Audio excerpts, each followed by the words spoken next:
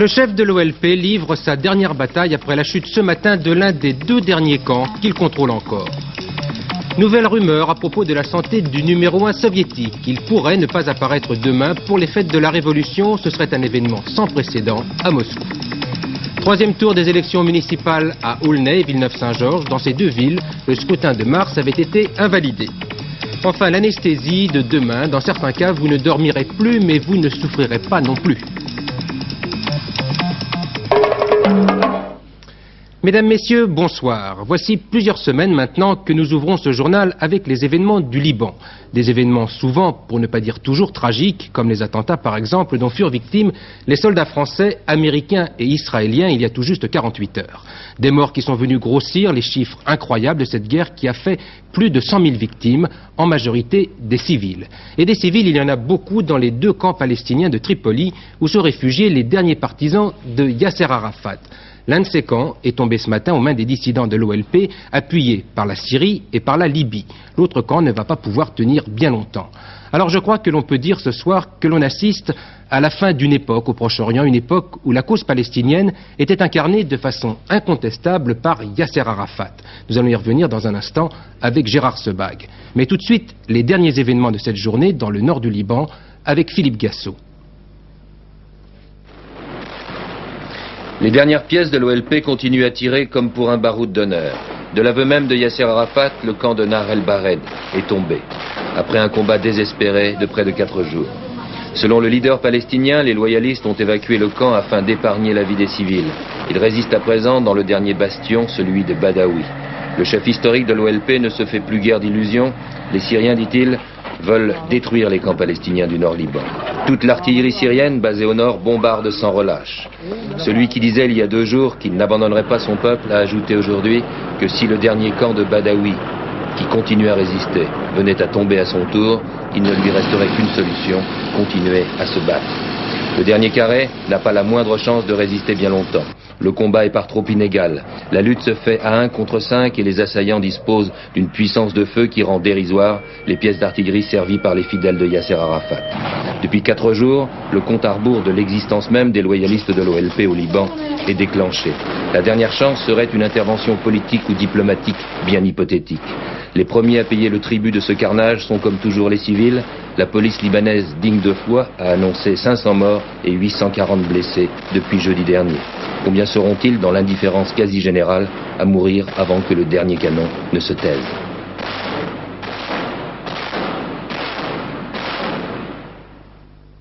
Oui, je vous le disais, la défaite politique et militaire de Yasser Arafat va changer profondément les rapports de force au Proche-Orient. Et l'on peut dire, Gérard Sebag, que rien ne sera plus jamais pareil.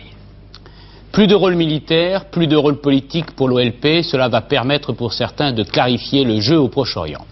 L'OLP, en effet, avec Yasser Arafat, possédait une certaine indépendance vis-à-vis des grandes puissances et des régimes arabes, ce qui bien sûr gênait. Une organisation palestinienne décapitée et totalement inféodée à un régime, aujourd'hui la Syrie, ne sera plus l'élément perturbateur. Il est plus facile de s'entendre avec un État qu'avec un mouvement de résistance qui entendait, avec des erreurs certes, défendre lui-même sa cause. Aujourd'hui, sur le terrain, nous trouvons d'une part la Syrie du président Assad, qui tient fermement tout le nord du Liban, avec en plus la carte palestinienne qu'il pourra agiter à sa guise et selon ses intérêts. Avec également, nous l'oublions pas, en toile de fond, l'Union soviétique qui a choisi la Syrie contre Arafat.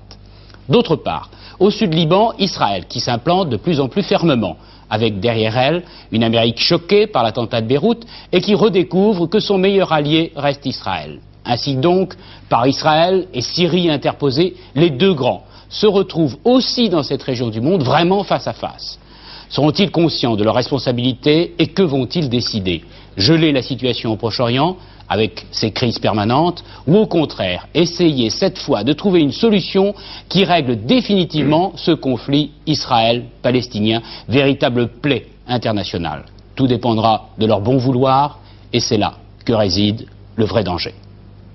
Oui, cette redistribution des cartes, cette nouvelle ligne de front Est-Ouest, est d'ailleurs illustrée par 2 informations. D'abord, le renvoi des fonctionnaires libanais du sud du pays. Ce sont les forces israéliennes qui les ont expulsés de cette région qu'elles occupent. Et puis une autre information d'ordre militaire, celle-là, une flotte de guerre américaine sans précédent croise actuellement en Méditerranée. Selon Washington, il s'agirait d'une rotation normale des forces navales américaines, mais on ne peut manquer de rapprocher cette information des rumeurs qui font état d'une action militaire prochaine dans la région. Les Américains d'ailleurs voient eux aussi d'un assez bon œil la disparition politique de Yasser Arafat. De Washington, Édouard Laure.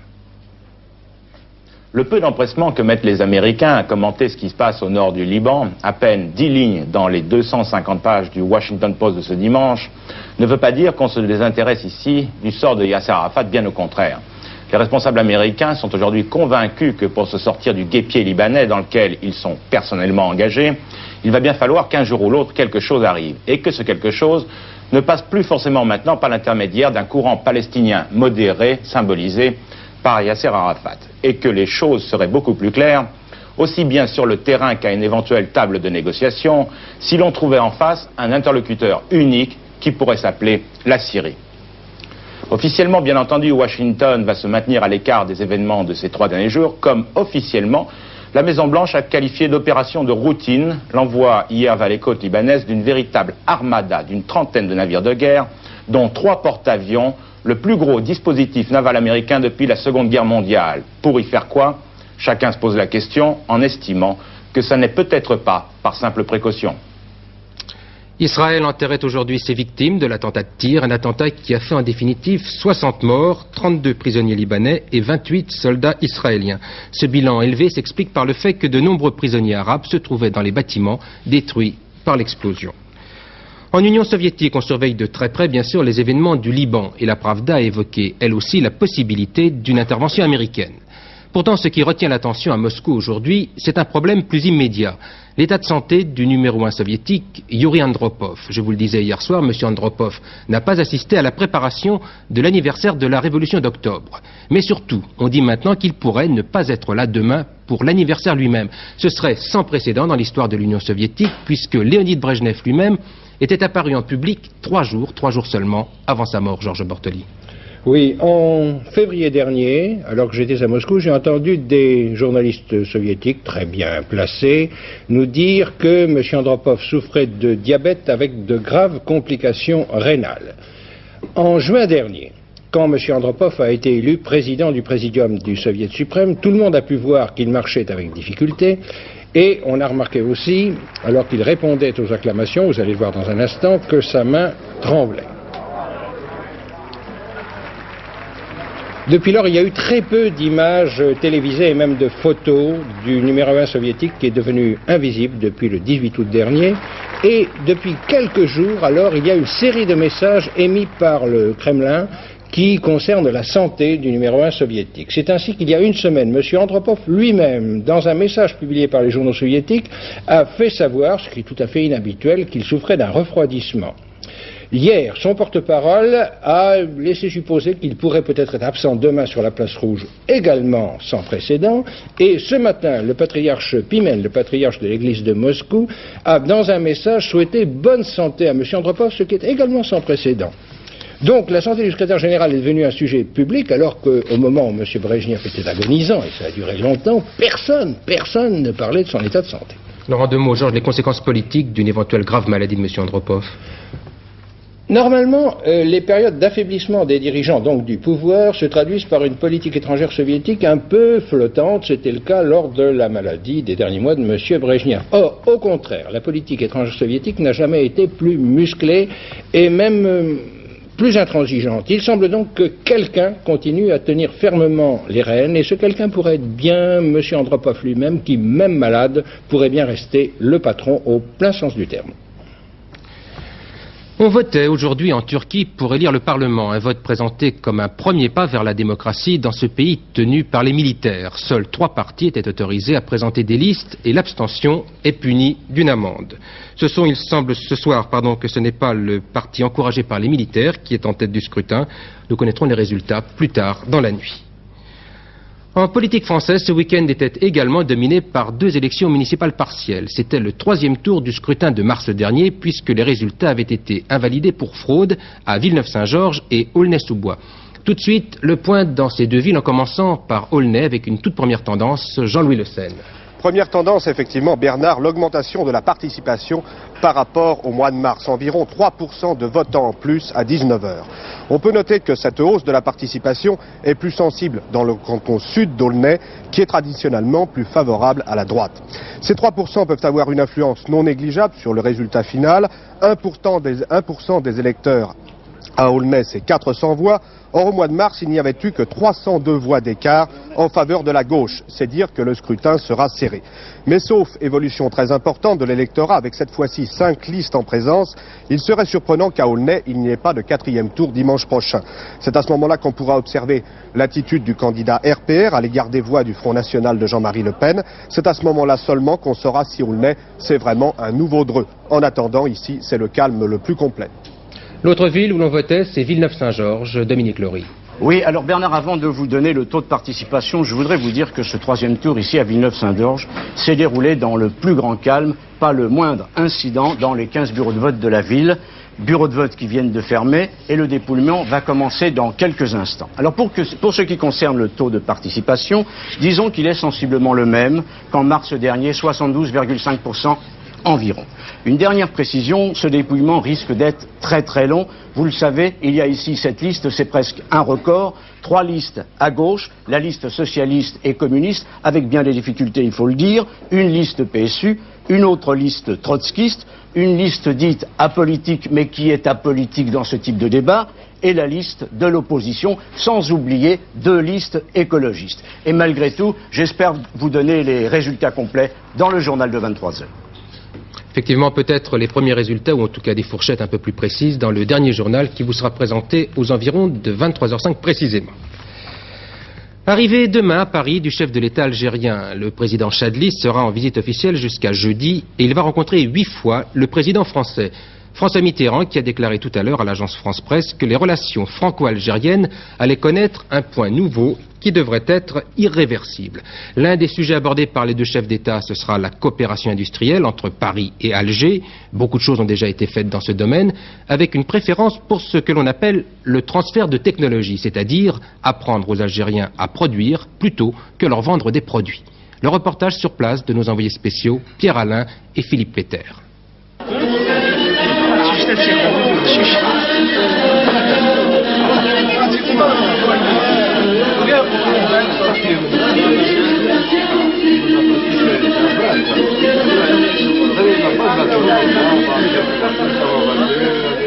Il est important pour nous de ne pas investir uniquement dans les machines et l'acquisition des biens d'équipement à eux seuls ne signifie pas le développement, loin de là. Il y a le facteur humain, vous savez très bien que l'Algérie a consenti d'énormes efforts dans l'investissement humain, dans l'éducation et la formation, à tous les niveaux, de la formation professionnelle jusqu'à la formation universitaire et post-universitaire.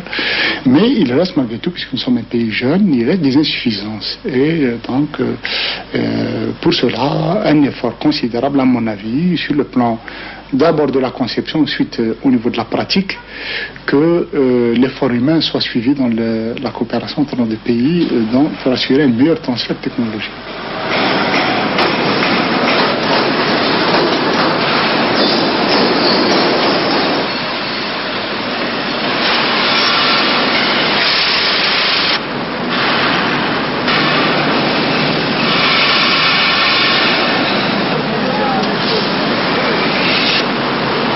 Véhicules par an, dont la conception est l'œuvre de Renault Véhicules Industriels. RVI qui entretient sur place une 60aine de conseillers techniques. Cette présence lui permet de vendre par ailleurs des milliers d'engins chaque année. Nous avons toujours pensé qu'il était primordial de former l'encadrement et également les hommes de terrain capables de l'exercer. Pour cela, l'engagement de Renault est constant. Nous tenons à ce qu'il le reste, et pour que cette pérennité puisse demeurer, il est nécessaire que ponctuellement nous participons, avec succès si possible, aux résultats des différents appels d'offres de matériel demandés pour les besoins de l'Algérie. Et oui, la philanthropie n'est pas la religion des industriels et ils se voient souvent imposer une sorte de service après-vente. D'autres ont trouvé la formule du mariage de raison entre une entreprise privée française et une société nationale algérienne. Expérience unique actuellement mais prometteuse, Génicidaire a ainsi permis aux partenaires français, l'entreprise Razel, de poursuivre ses activités de travaux publics. Le transfert technologique, dans ce cas, va de soi. On participe, c'est un travail quotidien, et je crois que nous obtenions des résultats, puisque le chiffre d'affaires en 4 ans a été multiplié par 2, et que le nombre de cadres français qui collaborent au sein de Génicidaire a été divisé par 2. Ce qui veut dire d'ailleurs qu'à plus ou moins long terme, peut-être, les Algériens n'auront plus besoin de vous. Peut-être, encore faut-il savoir que la technique est une science évolutive et que lorsque l'on transmet une technique, on est fatalement obligé d'avoir une certaine longueur d'avance. Pour rattraper son retard, l'Algérie aura sans doute besoin encore longtemps de l'aide étrangère, mais sa force, c'est sa jeunesse, 60% de la population à moins de 20 ans. Oui, nous avons eu quelques petits problèmes techniques au tout début du reportage, en tout cas sur le son. Édouard Leclerc était ce soir l'invité du grand jury RTL Le Monde. Et c'est un Leclerc tout à fait inattendu qu'ont pu découvrir les auditeurs de RTL. On s'attendait à le voir réagir sur la baisse du prix de l'essence, ce qu'il a fait avec modération. Mais surtout, Édouard Leclerc s'est présenté comme étant en possession de renseignements extraordinaires. Alors il n'a pas voulu tout dire, mais il affirme qu'il était par exemple au courant de l'attentat commis contre le pape. Écoutez Édouard Leclerc. Attendez, vous êtes conseiller technique de gouvernement étranger, de société? Bien sûr, je peux vous dire ici quelque chose qui va vous souffler. Hein? 2 mois avant l'assassinat de Jean-Paul II, la tentative d'assassinat, j'ai informé l'Élysée, M. de Combray, M. Rodekanaki et le président de ce qui allait se passer. Mais ma discrétion me demandait de me taire, car s'il suffisait que je parle pour que d'autres soient sanctionnés.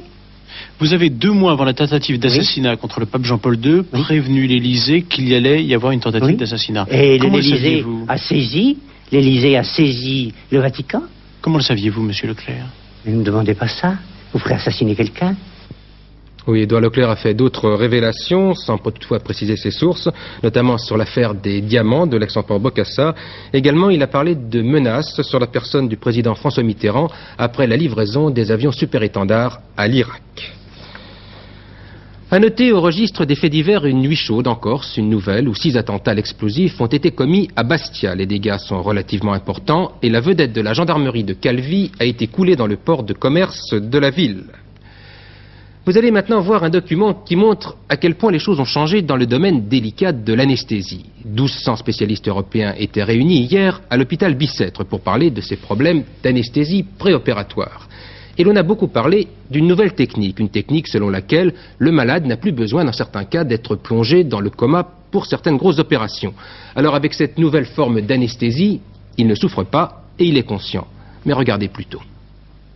Regardez bien cet homme, il va rester éveillé, conscient, comme ceci pendant toute son opération. Ses reins ne fonctionnaient plus. Il était en dialyse depuis 9 mois.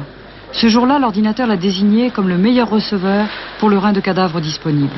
Par crainte de problèmes respiratoires, il ne sera anesthésié que jusqu'à la taille. Il s'agit d'un rein gauche qui était prélevé sur un coma dépassé. Ce rein a été étudié, il est compatible avec le malade, et on va donc lui faire une transplantation rénale. Alors pourquoi il n'est pas sous anesthésie générale? C'est un malade qui est asthmatique, qui pose donc des problèmes respiratoires, donc on lui fait une anesthésie loco-régionale qui diminue chez lui ce type de rythme, qui facilite la transplantation rénale. Il ne sentira rien? Non, il ne doit rien sentir. Que l'on ne s'y trompe pas, pendant les 2 heures que va durer cette greffe, la surveillance anesthésique va être aussi technique et sans doute encore plus que pour une anesthésie générale. Et en plus ici, on s'est préparé à l'éventualité d'une crise d'asthme, qui d'ailleurs n'aura pas lieu. On va faire la greffe maintenant, d'accord? D'accord.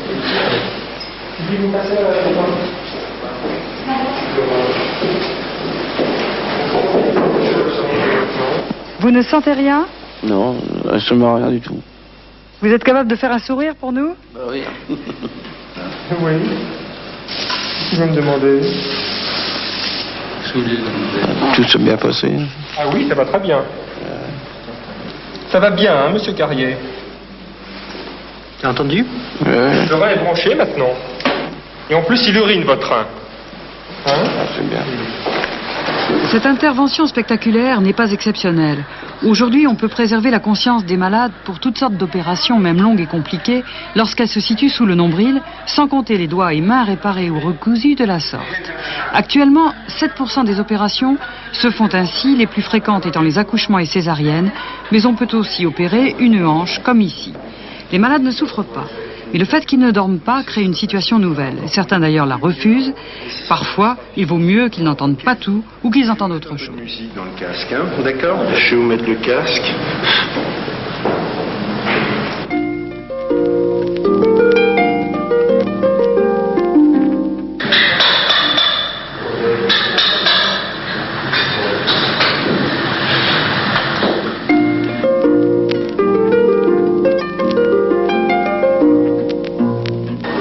Et puis l'anesthésie régionale gagne le monde des enfants pour lesquels on redoute parfois une anesthésie générale prolongée. Dans leur cas, il faut toujours les endormir, même très peu, le temps d'induire tranquillement dans une salle spéciale l'anesthésie régionale dont la piqûre dans le bas du dos peut faire peur et agiter. Mais cela n'a plus rien d'un coma profond. Et l'enfant va rester dans un sommeil léger, et lorsque l'intervention est finie, il mettra très très peu de temps à récupérer sa conscience, à récupérer ses réflexes. En voilà la preuve bien vivante. Cette petite fille de 8 mois vient d'être opérée d'un ovaire. On peut immédiatement juger de sa forme. Elle n'aura que 2 préoccupations, ses dents qui la dérangent et son biberon dont elle a été privée avant l'opération. Vous voyez là-bas, elle vient d'être opérée, elle a une incision, et ça c'est très très important, parce que jamais après une anesthésie générale, vous réussirez à mettre un enfant sur le ventre, sur l'incision, et qui rigole, et qui soit comme ça en pleine forme. L'anesthésie régionale exige du temps, de la technique, du personnel, des locaux particuliers. Elle n'est pas toujours possible, mais quand elle l'est, avouez que c'est rudement bien. Effectivement.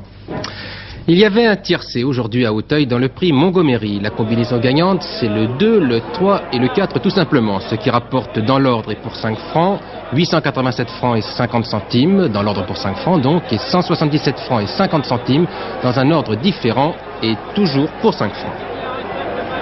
Voilà donc l'arrivée de ce prix Montgomery.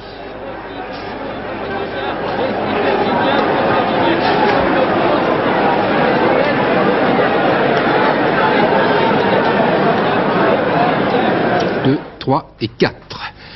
Et puis les amateurs de chevaux vont écraser une larme en apprenant le départ du plus prestigieux cheval français, Idéal du Gazo. Le cheval aux jambes d'or qui a été 3 fois champion du monde et 2 fois vainqueur du prix d'Amérique s'en va en Suède. Ses propriétaires l'ont vendu après quand même qu'il leur ait rapporté la coquette somme de 14 millions de francs en étant simplement le plus rapide sur les champs de course. Idéal du Gazo, le trotteur français le plus primé, avait été acheté pour 20 000 francs par 5 amis de Saint-Jean-le-Thomas, un boucher, un volailler, un meunier, un restaurateur et un retraité. Aujourd'hui, ils doivent s'en séparer. Le cheval va avoir 10 ans, la mésentente s'est installée, le meunier veut reprendre ses billes, il faut vendre. Après une offre des Américains refusée, ce sont des éleveurs suédois qui vont acheter Idéal du Gazo.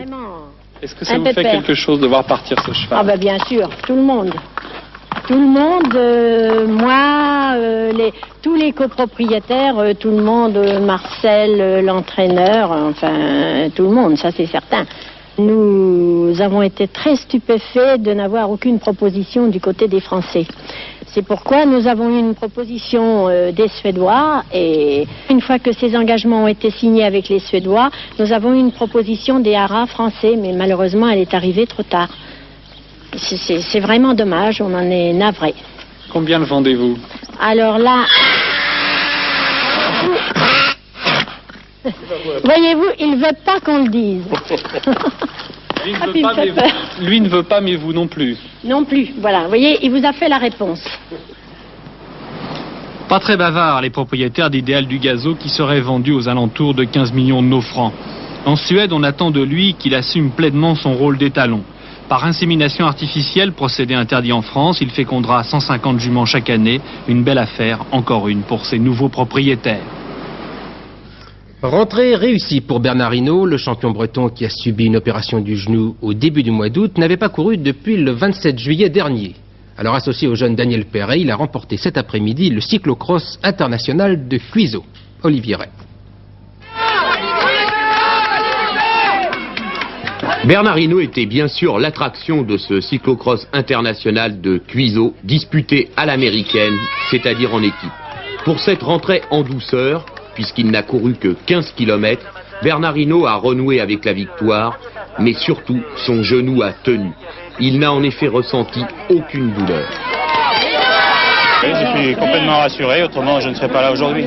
Et pas de douleur au genou, vous n'avez pas ressenti de problème? Non, je crois que de ce côté-là, j'y pense plus, donc j'en ai plus mal. Non, je crois qu'il faut penser à l'avenir et pas passer à ce qui s'est passé. Malgré sa victoire, et même si son genou n'a pas grincé, il est encore trop tôt pour savoir si Hinault a retrouvé tous ses moyens. Pour en savoir plus, le champion breton participera d'ailleurs à d'autres cyclocross pour parfaire sa condition. Tout cela avec modération, puisque c'est ainsi qu'il tient à mener maintenant sa carrière. Je vais faire une série de cyclocross, je vais avoir des moments d'arrêt parce que je crois qu'il faut récupérer, il ne faut pas non plus taper dedans comme ça du jour au lendemain sans penser à se reposer. Donc j'ai des périodes intenses d'activité, il y a d'autres périodes de repos et je pense que c'est comme ça qu'on arrive à faire du vélo. Le week-end qui vient, donc tout près, là j'ai 3 rendez-vous nouveaux pour faire des cyclocross. Donc oui, Brouillé pour le 11, le 12 je suis à Saint-Sernin-des-Bois et le 13 je suis à Saint-Benoît et là pour moi ça sera un nouveau test, c'est-à-dire que si je tiens les 3 jours, ça sera encore bon.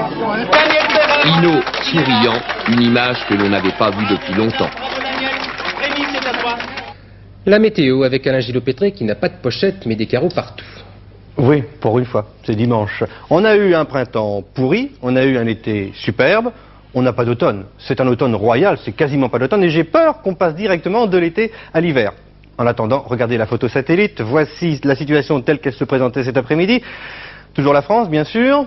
Cette dépression ici qui progressivement remonte, pris dans le flux de l'anticyclone, toujours cet anticyclone qui depuis plusieurs jours ne bouge pas et qui ramène donc des nuages, qui ramènera demain des nuages sur le sud du pays mais sans aller guère plus loin. La dépression qui elle se trouve sur l'Atlantique et qui est féroce avec des vents très forts à l'intérieur, eh bien elle fait le tour de l'anticyclone.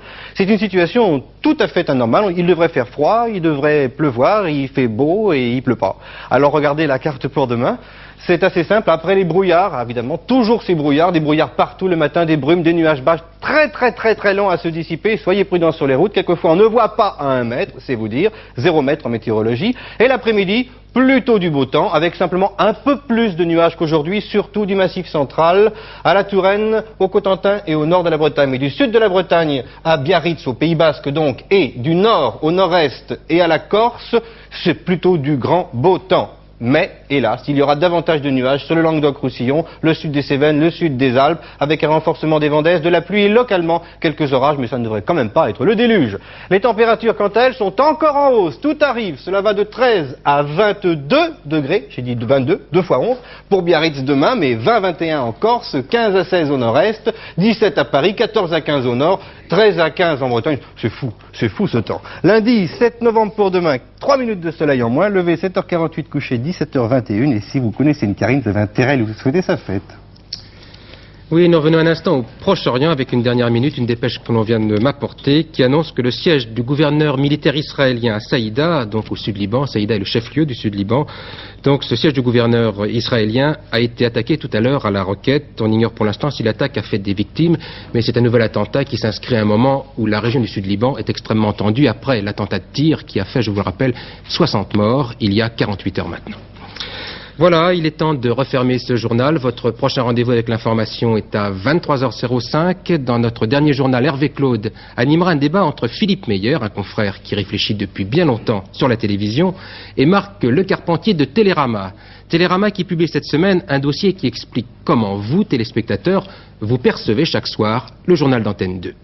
Demain, 12h45, Antenne 2 midi, et demain soir à 20h, Christine Ockrent sera fidèle au poste. Je vous souhaite une excellente soirée.